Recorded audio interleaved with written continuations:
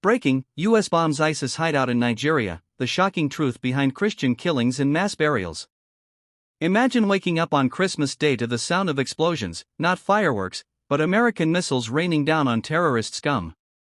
That's exactly what happened in northwest Nigeria. In this video, we're diving deep into the US government's bold strike against ISIS, the brutal killings of Christians, the rise of extremism in the region, the surprising involvement of Israel's prime minister, and the haunting mass burials that follow. If you're shocked by global terrorism and want the unfiltered facts, hit that like button now and subscribe for more eye-opening exposes. Let's uncover the truth. Stick around till the end for a call to action that could change everything. First, let's set the stage. Nigeria, Africa's most populous nation, has been a hotbed for terrorism for over a decade. But in the northwest, places like Sokoto State, it's not just the infamous Boko Haram, it's their evolved nightmare, ISIS West Africa Province, or ISWAP. These extremists have turned villages into war zones, kidnapping, extorting, and slaughtering anyone who stands in their way. Recent reports highlight how criminal gangs called bandits are linking up with jihadists, creating a perfect storm of violence. Extremist behaviors here are straight out of a horror movie. We're talking forced conversions, beheadings, and attacks on schools and markets. In northwest Nigeria, groups like Lakurawa insurgents are spreading their radical ideology, recruiting vulnerable youth with promises of power in paradise. They've burned homes, stolen livestock, and imposed Sharia law by force. But it's not just random chaos, it's a calculated campaign to destabilize the region. Why northwest? It's strategically close to the Sahel, where jihadists from Mali and Niger spill over, fueling the fire. And the Nigerian military? Overstretched and under-equipped, leaving civilians caught in the crossfire. Have you ever wondered how bad it really gets? Let's talk about the victims, specifically, the targeted killings of Christians. Nigeria tops the list for Christian persecution worldwide. More believers are killed here for their faith than anywhere else. Over the last 14 years, estimates say over 50,000 Christians have been massacred by Islamist militants like Boko Haram and ISIS affiliates. These aren't isolated incidents, they're systematic. Churches burned, pastors kidnapped, entire villages wiped out because they refused to convert. Just last year, reports showed Christians being murdered at a rate 5 times higher than Muslims in affected states, relative to population. One chilling example: in the northeast and now spreading northwest, militants raid Christian communities on holy days, gunning down worshippers mid-prayer. Survivors speak of horror, families torn apart, children orphaned. And the world? Often silent. But not everyone. Enter Israeli Prime Minister Benjamin Netanyahu. You might be thinking, what does Israel have to do with Nigeria? Well, on Christmas Eve 2025, Netanyahu publicly condemned the attacks on Christians in Nigeria, declaring they must stop. He called out the militants, urging global action against this barbarism. Why him? Israel has long fought terrorism, and Netanyahu sees parallels between Hamas and groups like ISIS.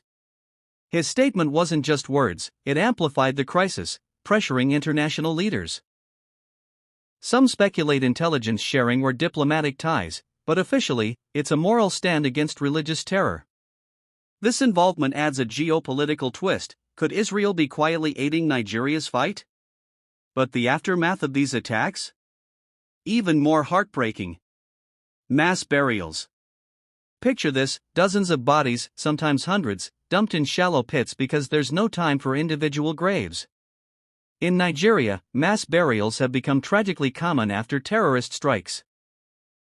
Take the 2022 church massacre in Ondo State, over 40 victims buried together after gunmen opened fire during Massachusetts.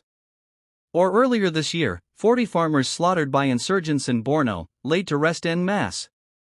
These aren't just numbers, they're families robbed of proper goodbyes. Reports even suggest thousands missing, possibly in secret military burials during counterops. It's a cycle of death that leaves scars on the nation. Now, the bombshell event that ties it all together. The U.S. bombing of an ISIS hideout in Nigeria. On Christmas Day 2025, at President Donald Trump's direction, U.S. forces launched a powerful and deadly airstrike on ISIS militants in northwest Nigeria. Trump called them ISIS terrorist scum who targeted Christians. According to multiple reports circulating across international security channels, the United States carried out a precision airstrike targeting an ISIS-linked operational hub in northwest Nigeria. The target? A fortified hideout believed to house senior commanders of ISIS West Africa province. This was not a random strike. It was reportedly based on months of surveillance, intercepted communications, and intelligence pointing to imminent attacks. Many allegedly aimed at Christian communities during the holiday season. And if true, this marks a historic turning point. Why would the U.S. strike inside Nigeria? Let's ask the uncomfortable question. Why would the United States intervene directly on Nigerian soil? The answer lies in three dangerous realities. ISIS in Africa is no longer local. For years, the world treated African jihadist groups as regional problems. But intelligence assessments now suggest ISIS Africa branches are financially, strategically, and ideologically integrated into the global ISIS network. These groups aren't just killing locally. They're training fighters, exporting ideology, laundering money, and plotting attacks beyond Africa. If northwest Nigeria becomes a permanent ISIS command zone, it becomes a launchpad, not just a battlefield. Christians were allegedly marked as primary targets. Multiple advocacy and monitoring groups have warned that Christian villages were allegedly placed on priority hit lists by extremists. The timing was symbolic. Christmas, worship days, maximum fear, maximum attention. These attacks aren't collateral damage. They're ideological extermination. Nigeria's security gap. Nigeria's military is brave but overstretched. Vast forests, porous borders, limited air dominance. In modern counterterrorism, air superiority changes everything. And this is where the reported U.S. strike becomes significant. Inside the strike, as reported, according to statements attributed to U.S. defense sources, the strike was conducted using precision-guided munitions, minimizing civilian exposure while neutralizing high-value targets. Several structures were destroyed, communications reportedly went dark, and key ISIS coordinators were allegedly eliminated. If accurate, this wasn't retaliation, it was prevention. The global ripple effect. This single action, real or rumored, sent shockwaves. Militant channels reportedly went silent. Regional jihadist networks scrambled. African security forums lit up with emergency briefings, and global leaders took notice. Why Netanyahu spoke up.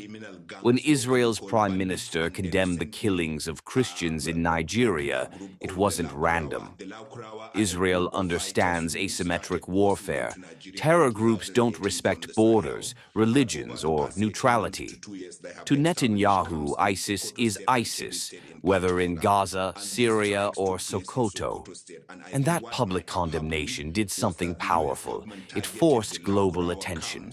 And that is what they are calling ISIS for their American audience. But the Nigerian government does not. They are exploiting the evidence and keeping around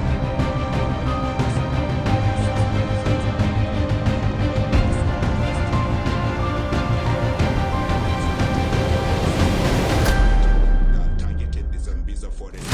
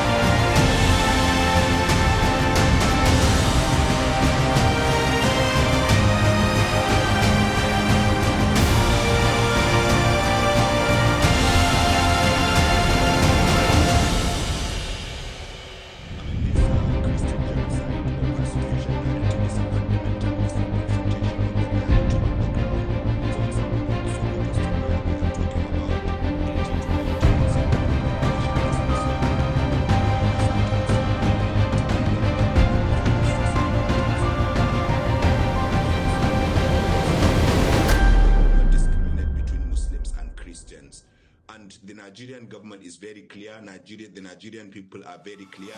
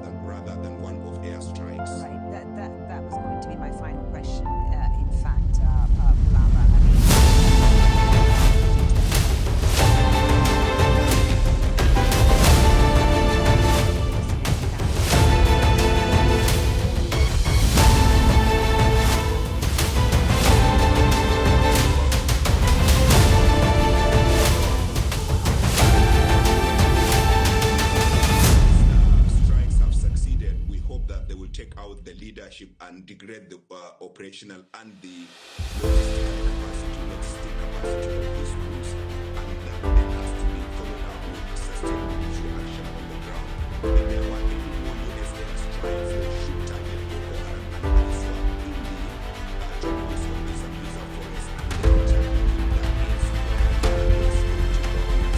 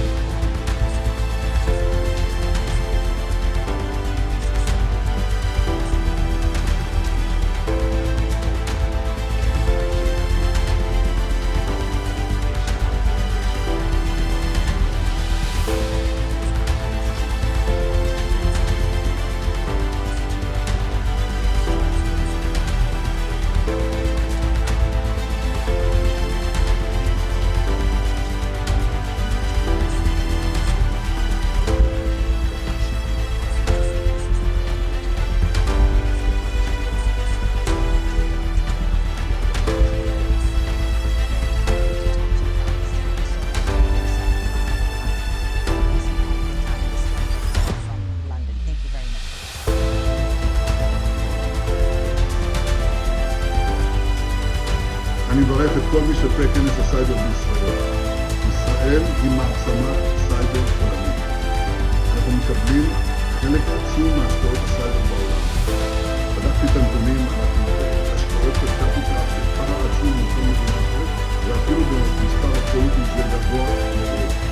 זה בא בזכות קודם כל החלטה שקיבלנו לפני 12 שנים, אמרתי שאנחנו חייבים להציב את ישראל במקום מוביל בעולם בתחום הזה, וזה יתאפשר בגלל הגאוניות שתבואה בעם שלנו, בנשים ובגברים שהקימו את הסטארט-אפים ובאמת הפתיעו את העולם. כל העולם מגיע ללמוד, לראות את זה, והם באים גם למרכז הסייבר הלאומי, שהוא בעצם מרכז סייבר הלאומי.